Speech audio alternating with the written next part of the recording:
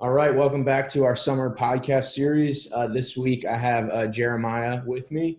Jeremiah leads BCM small group for InterVarsity. BCM stands for Black Campus Ministries, and Jeremiah's small group is a small group specifically for Black students at UNC. What's up, Jeremiah? How you doing? Not bad, not bad. How are you doing? I'm doing pretty good. How's the summer been for you? Summer's been cool. I've just kind of been working, trying to save some money. I write for Daily Tar Heel, so I've been trying to find some interesting story ideas for that. So I've been, yeah, just kind of working with them a little bit.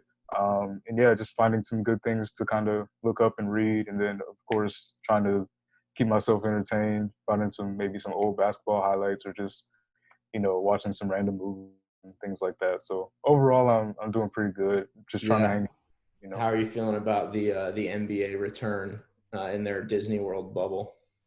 I gotta be completely honest. I don't think they should have finished the season, but I think the way that they're doing it is feasible. Um, it's interesting. A lot of people are dropping out, especially Dinwiddie. Like half the Nets roster has already dropped out, Yeah. so we'll just kind of have to see how that goes. But yeah, Yeah. I'm looking forward to seeing what it's going to be like. I'll watch it for sure. Yeah. Cool. Sounds great. Well, I want to start out by just asking you to share kind of how you got plugged in with InterVarsity, what the process was like for you coming to Carolina and finding a campus ministry. What were some of the concerns that you had? What were some of the reasons that you decided InterVarsity was a good fit? Yeah, so the way I got involved with InterVarsity, somebody at my church, his name is Marshall Bimbo. He did InterVarsity at his time at UNC, and he really enjoyed it. So he knew I was going. So he kind of told me about it. I actually got in touch with you, and we kind of set up a time. We talked about what the small group is, like what kind of that vision was like. And so for me, I know a lot of people have kind of come through here and talked about like how community was very important to them and how they really wanted sense of community. For me, it was a little bit different because it was like, you know, I really wanted like to, coming into a PWI, like I really wanted to get around like, the Black students and like kind of, see what they were doing. I never really the connection of like, like the Christian ministry or even like Black Christians. It was just like, let me find a group of friends. So coming in, that's kind of the community I was looking for. And then I knew I wanted to stay like rooted in my faith. So, InterVarsity it just happened to be the one that, I found. I didn't really hop around different kind of ministries. Some people do that and that's totally fine. But like, I just kind of, I did InterVarsity and kind of just stayed there. We met for where the first thing we did was like kind of a scavenger hunt type deal. So, it was me and maybe like 6 or 7 of us, something like that. We had kind of went around the campus and like, just did a bunch of different things. I think the reason I kind of stayed in InterVarsity per se was when we went to the chapter retreat, which was in September. I kind of saw like what the kind of vision could be for like over the course of 4, just like the importance of being, rooted in a Christ-centered community, and yeah, just kind of finding that, staying there. Of course, like obviously there were, I guess, concerns on my behalf on like being the only Black person there, but like over time, like as I got to know them, like for who they were, like it definitely kind of propelled, I guess, those relationships. So yeah, I kind of came in not, and then after that I was you know just off to the races. For sure. Yeah. So, I mean, I think that that's worth addressing. Um, a lot like campus ministry historically, especially obviously at a PWI, there tends to be a lot of white students. And yeah, like I think that there's been a lot of movement recently in wanting to like to grow the conversation and even talk about like wanting to have a ministry that's more diverse. But you came in and were one of the very few or only Black students in the ministry your first year. So I want to hear kind of like what were the challenges of that, and just to be honest about like yeah, that was kind of the situation, and it's one of the main reasons we decided to start your small group in the first place. So I just want to give you a chance to kind of speak to that. Yeah, so I would say the initial challenges for me was, yes, of course, I was the only one. And from a relatability standpoint, it was like, there are certain life experiences that are very specific to myself to where like I could share it with other people, but they might not understand it. Like they may be great people, but like, at the same time, like they're not coming from like the same place that I'm coming from. Just like the way I see the world and things like that, like it's just very different. And of course, like the group, it started off like really small, so like it was more of an intimate setting. Our group, for those who don't know, like our group has grown like a lot since like it first got there. When I first went, it was probably like 7 or 8 people, and now it's probably like 17 or 18 people, or I don't know.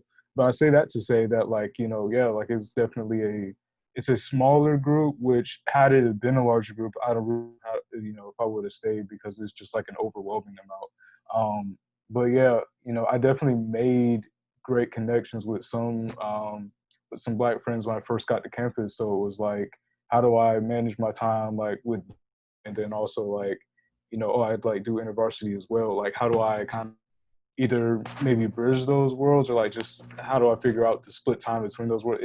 Figuring all that out was definitely challenging, and sometimes like it was just like is it even worth like being in one place or the other? Like it's just kind of those are just like real struggles that I had, like that first kind of semester of like what does it look like to split this time, or what does it look like to just kind of bring people together. And so we when we kind of talked about doing the group, I want to say it was like December or November of 2018, my freshman year. That was like around the time we were just first discussing it. Of course, prayed about it, thought on it, and like yeah, like it just made sense to kind of make a small group. I'll probably talk more about it, but to make a small group that was like specific to Black students and like their and like our experiences, not only as Christians, but like just Black Americans in society today.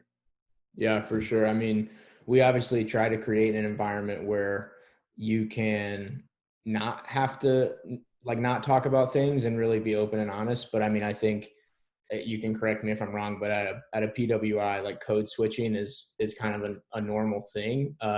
Unfortunately, it shouldn't be, but it is.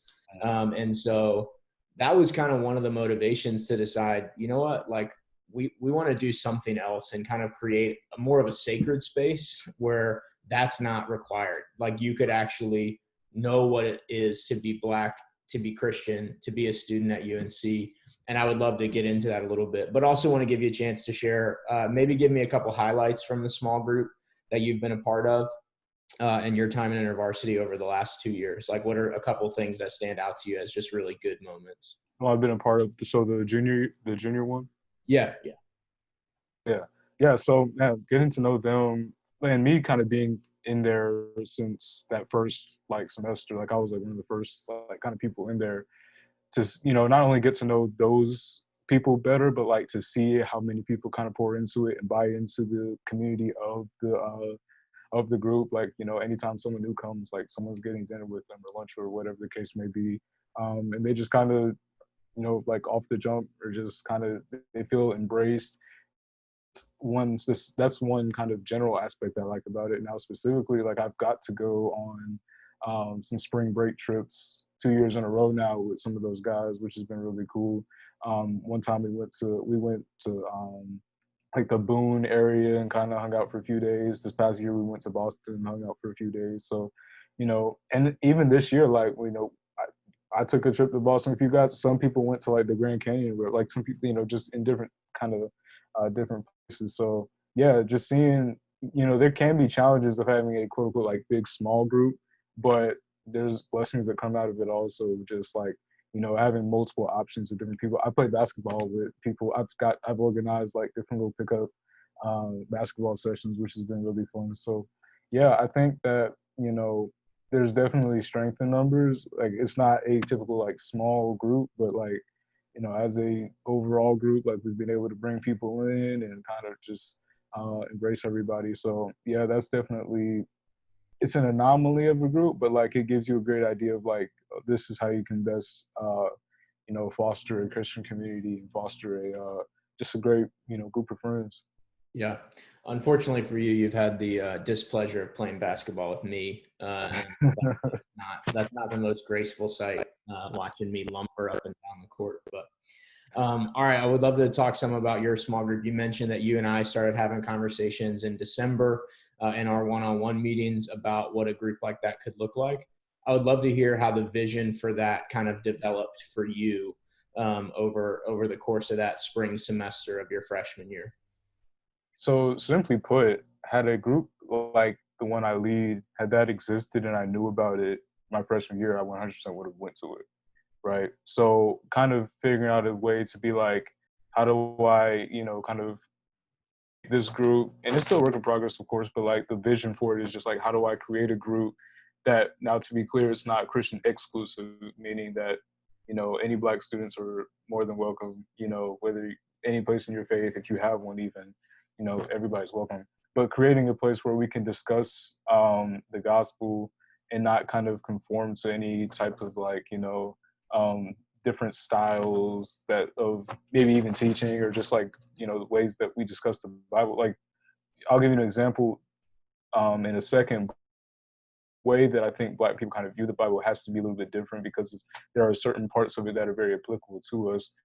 For example, like Exodus is very applicable to us because it's it denounces oppression. It talks about an oppressed group of people and then like God bringing them out of that situation. So yeah, but I think that there's some things that we can pick up on and to figure out that not all of the groups of people can. So like the overall vision is to like, hey, like, we can kind of be like our small group, right? Because since it's, it's not just exclusive, it's not just like a men's small group or like a freshman small group, like it's any kind of people. So like it can grow and get bigger. Like we can hang out, go to certain events, certain events with BSM, which is the Black Student Movement on campus. We can do stuff like that, or we can, do our own things and stuff like that. So the overall kind of vision is to create that community that hangs out together and does all the same things that other small groups do, but just with that different relatability factor. And yeah, just creating, essentially like creating that because there's not really, too many spaces like that on campus. So just kind of getting that together and bringing people in that otherwise maybe wouldn't even try out a campus ministry. So yeah.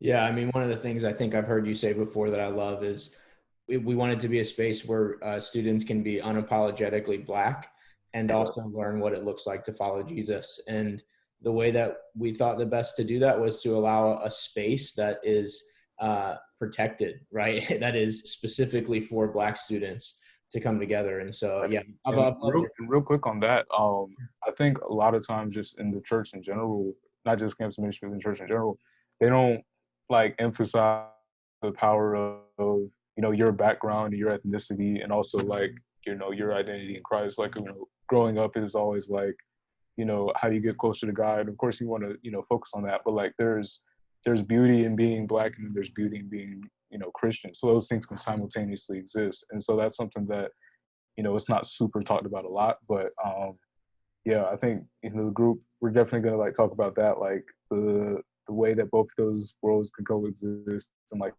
beauty of being both of those things. Yeah, that's awesome.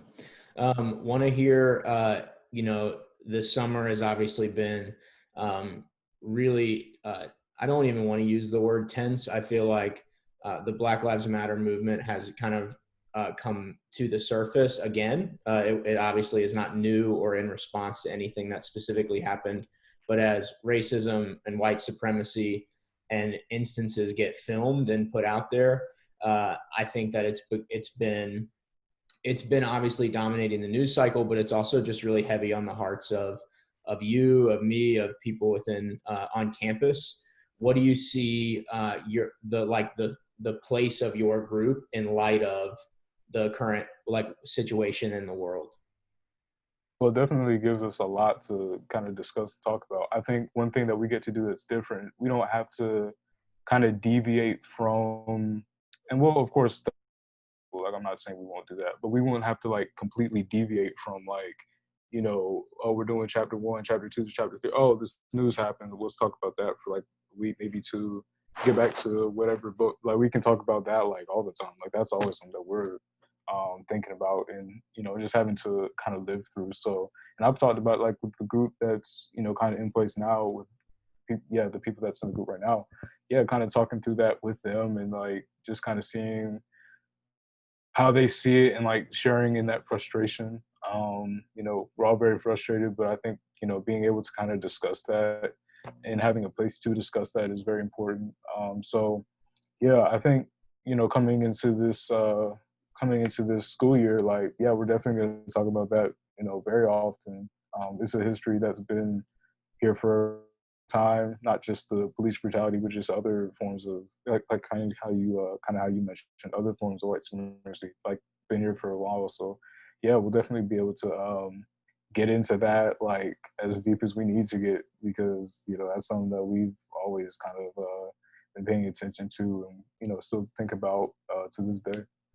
Yeah, for sure. I'd love to hear your vision for the small group over the course of the next couple years. Where do you see it going? What are your hopes for it and your dreams? Like, what do you hope that the BCM small group could be? Yeah, I hope that it's like, as much as I wanted to kind of, stay within, InterVarsity and open up conversations like in that arena, I also want it to be something that like just grows to be like, its own thing, or like people see it, people can associate with InterVarsity, but like, that's the BCM small group, whatever it will be called, like at that point. Because I don't want to say only. I have 2 years left, at UNC, so it's like, kind of helping lead that, and hopefully someone else being able to lead it like after I leave, and hopefully it, doubles, triples in size by that time, and it just kind of grows to where we would have to split into different um, like age groups, or like different class groups, different gender groups, stuff like that, and just kind of branching it off. So hopefully, like years down the line, like it's a much group, and it's just into something that's substantial and just kind of stays for years and years. And hopefully the climate of the campus is a little bit better. Hopefully the climate of the nation's a little bit better. But I mean, until then, it's never going to be perfect, right? So I mean, it's always going to be something that's needed. So since it's needed, and since people like me would have wanted to go to it, and people have expressed interest of potentially joining it this coming year. So yeah, hopefully it's something that is in place and lasts, and yeah, just kind of just takes off. Yeah, that's awesome. I want to ask a question about what you see the role of your small group playing in the broader conversation of racism and white supremacy within the chapter of InterVarsity and within the campus. Before I do that, I just want to clarify, we didn't create the group to be a diversity program for InterVarsity. We didn't create the group in order to like figure out how to merge it all together. We created the group because we felt very strongly that there needed to be a space for Black students on campus, and whether that would ever necessarily be able to like have an impact on the rest of the chapter, that wasn't necessarily like in the forefront of our minds. So I wanted to kind of clarify that, but I do think it's a significant question, and it's honestly something that's pretty close to your heart in terms of facilitating conversation and talking about issues of racism uh, within a broader context with other white students. So what do you see the role of your group being in that conversation? Yeah, definitely. To expand on that just really quickly, yeah, like it's not a diversity pitch or anything like that. Like it's a genuine need, like something that people would want to go to because it's for them, kind of thing. So yeah, I definitely echo that. But I think to start with the chapter as a whole, like I think we're venturing into, I guess, discussing race more, or at least this past school year, we've started to do that a bit more. Zane leads like leadership training for like all the leaders, and like before the COVID stuff was happening, we were talking about like racial reconciliation. That was like the topic of our leadership meetings and things like that. So yeah, just kind of establishing a culture of like, I think, yeah, this is a mostly white ministry, but we need to discuss this because God cares about it, kind of thing. God cares about race, God cares about ethnicity, and how people get along here on this world. So yeah, discussing it in a Christian context is very important. Bringing that out into the rest of the campus, I think, is also equally important, just to show how like important it is to have faith and blackness kind of intertwined and related. I think we can start a lot of really good conversations there. Going out in love is very important, though. We need to make sure we're doing that. But I think yeah, just as long as we do that and just kind of open up that conversation, you know, the one thing about the group, since it is like, you know, an all black small group, we can talk about just things that are, you know, specific to black culture, or black culture, or just like the way that society as a whole treats us. So since we can do that, like we can, you know, definitely go into different spaces and kind of, you know, bring the gospel to it as well. So yeah, I think that as the bigger the group grows, and you know, the more people we kind of get to interact with, whatever interaction looks like, for this coming year. Yeah, like I definitely think that we can start a lot of conversations, maybe even make some, hopefully even, you know, get some substantial and tangible like action kind of going, and yeah, hopefully that all kind of, I don't know how it's going to look virtually, I don't know how it's going to look with the pandemic, but yeah, hopefully that's something we can do. That's awesome. What are some ways that you think broader intervarsity culture could change, or is hopefully already shifting, to yeah, to move away from, I guess, what I would describe as traditional white forms of worship or Christianity, and not necessarily to dismiss those things, but to really recognize that the gospel is not, it's not controlled by one people group. It's given to the world.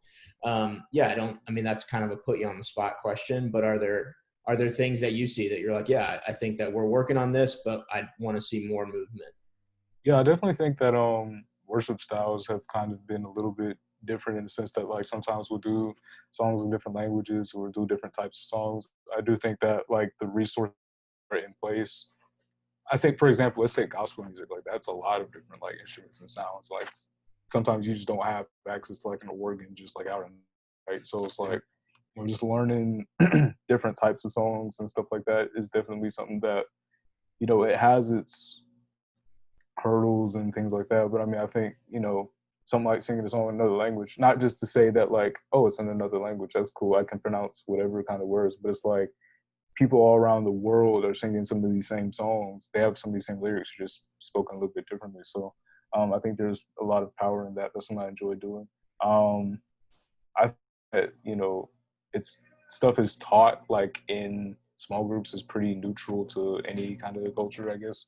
Um, but I mean, of course, like there's structure, and then there's just kind of there's flow. So like out of structure, sometimes comes flow. It's like, let's say you get to the interpretation portion, and you get to one question that you really like. We just talk about that question for the rest of the time that we have. You know, stuff like that. Just kind of just having, you know, natural flow. But yeah, I think overall, like, there's definitely an effort. I mean, it sometimes it is what it is. Like Chapel Hill, the population is what it is. But I think bringing in people who, um, yeah, who just want to buy into the campus ministry, even though it's a predominantly white ministry, hopefully we can cultivate a space that's inclusive to all people. I think we're doing a pretty decent job with that, given, you know, what the school is. But I think the more we kind of just are inclusive, the better off it'll get. Yeah, and I mean, certainly we're making effort to create opportunities like this, not just for Black students, but for Asian American students and for Latinx students. It's something that is on our hearts, and the thing that I always say is it's not because it's a popular social issue, but because it's a gospel issue. Like justice is you cannot honestly read the Bible and not think that God cares about justice. Like he just does. It is so central to the Bible. So yeah, I think that's great. Shifting gears a little bit, the fall semester is obviously going to look pretty different with coronavirus and limitations on gatherings and everything like that. What are you anticipating the fall semester is going to look like for you, maybe specifically related to leadership? And what are some ways that you're going to try to overcome that? Yeah, so for me, it can be very challenging. Well, for, you know, first of all, like figure out class times. They're moving a lot of classes online. I understand that. So just kind of working around those times. I think they're trying to have more night classes. One time they had that kind of update, but I think that was before they'd said, you know, we're going to move a lot of the stuff online. So kind of being patient with the university and kind of seeing what they allow us to do or not do. Um, I think a lot of kind of the weekly meetings probably be online if we want to kind of go do something. We can probably get away with a little bit more since we have a smaller like size group right now. Like our group's not, very big at all right now. So if we wanted to gather somewhere with masks on, like we could absolutely kind of do that, maybe even on campus. I don't know. But yeah, it'll definitely be kind of a mixture of those two things. Um, you know, some things personally with me that I'm trying to kind of get through. I write for two different like publications on campus, so it's like organizing time to kind of take care of all that, and then of course do class, and then lead a small group, be a member of the small group I'm already in.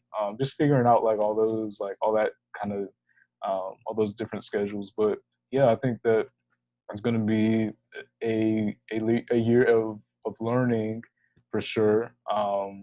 And that's just pretty much what I'm going to have to do. I'm just going to have to adjust and see what we can do. Yeah, for sure. I mean, I'm thankful that we are a majority small group focused ministry, because our large group gatherings, I don't know that we're going to be able to meet with 100+ students in one room. I doubt it. It doesn't look very likely, and we wouldn't want to, obviously, if it's going to endanger students or be a risk. But thankfully, our small groups generally are around 10 students. There's some exceptions to that, but that's good news, because I think that means that hopefully we'll still be able to have those meetings, even if it's outside, at a safe space. We'll be able to do those things. So, yeah, I think it's going to be a year where our leaders really have to step up, but thankfully we have a really solid leadership team, and I'm excited for this semester, even though it's going to be weird and different. What are some of the disciplines that you have learned in your own walk with the Lord over the past 2 years that have been really helpful or helped to shape you as you've kind of grown in your own faith? I would say one that I never really kind of practiced when I was younger or pre-college was resting Sabbath. Not just taking the day out of the week, which is very important, and somebody had to, like I said, learn how to do, but just resting, understanding that like, you're not defined by your work. And of course you want to work hard when it's time to work, but like, you know, there's downtime for a reason. There's, off days for a reason. Just kind of learning how to be this when it's time to actually perform, and just giving some of that time to God and not to your studies or to your work and things like that. Patience is another one. Just realizing you can't control everything, and everything is within your um, not everything is within kind of your realm of control. You have to definitely rely on other people, other circumstances, and things like that. Patience is a very real thing. Something that even now it's hard to kind of. It's something I still kind of struggle with a little bit, but it's something that it's very. Once you kind of realize, like, hey, like I just need to sit back and let things unfold, it can be very freeing at times. So just kind of learning those two things have been probably the most important. I read. I'm much more disciplined with kind of my schedule of reading through the Word. So that's also very helpful. Just staying rooted in that. Learning how to not let kind of culture interpret like how you read it.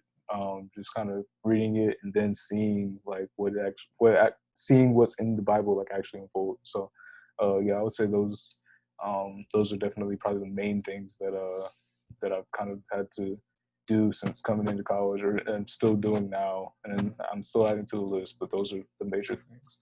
Yeah, for sure. That's great.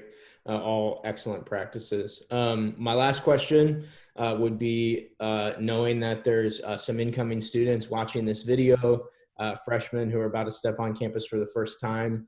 What would your advice be to them, knowing now or if you had known going into freshman year what you know now, what would your advice be to those incoming students? Yeah. Well, I would say to Black students specifically first, like, you know, find the Black Christians on campus, know who they are, know where they are, reach out to them. Um, Say you're not even, Christian, you're one of two or three Black students in your own class. Reach out to them, know who they are, kind of just kind of get to know them. That's something I would definitely say. And then I would also say to students in general, like, um, you're going to organize schedules. You're never going to have a perfect schedule. That's just the way it is. It can be challenging registering for classes, but you're never going to have a perfect schedule or a perfect class schedule. So, and also kind of leave options open for extracurriculars, see what kind of options are out there. You know, definitely don't overcommit, but don't be afraid to commit at the same time. So just kind of just see what works for you, and yeah, that's what I would say. I would say just kind of be, willing to try different things. Yeah, for sure. You are a wise man, and I would advise everyone to take your advice. So, thanks for joining me on this week's episode. Jeremiah, it's good talking to you. We'll see you So. guys next week.